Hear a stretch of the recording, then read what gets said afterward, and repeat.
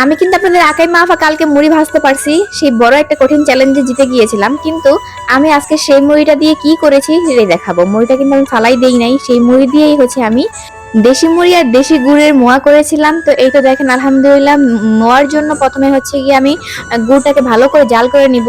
এই তো দেখেন হাত দিয়ে জাস্ট করে দেখতে হবে যে শিরাটা পারফেক্ট হয়েছে কিনা। তো যখন আঠালো আঠালো হবে তখনই নামাই নিতে হবে, সরি নামাই নিতে হবে না, তখন হচ্ছে গিয়ে মুড়িটা দিয়ে দিতে হবে।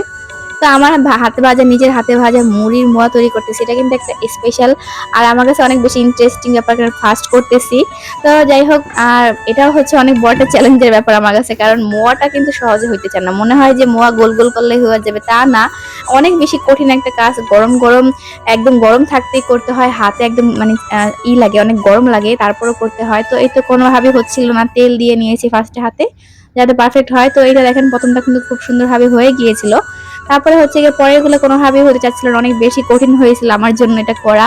তো মোয়াটা হচ্ছে অনেক বেশি ভেজালের একটা কাজ, খেতে অনেক বেশি পছন্দ করি, অনেক বেশি মজার আমার কাছে। তো একটার পর একটা তো আমি আলহামদুলিল্লাহ করেই ফেলেছি। মোয়াগুলা যে এত মজা হয়েছিল, বাসার মোয়া নিজে তৈরি করেছি আর মিঠাই বেশি করে দিয়েছি, অনেক অসাধারণ হয়েছিল। আর দেশি গুড়ের ঘ্রাণটা আসতেছিল, দেশি গুড়ের মোয়া তো অনেক বেশি মজা হয়। তো কার কার মোয়া ভালো লাগে আর আমার ভিডিওটা কে কোথা থেকে দেখতেছেন অবশ্যই কমেন্ট করে জানাবেন।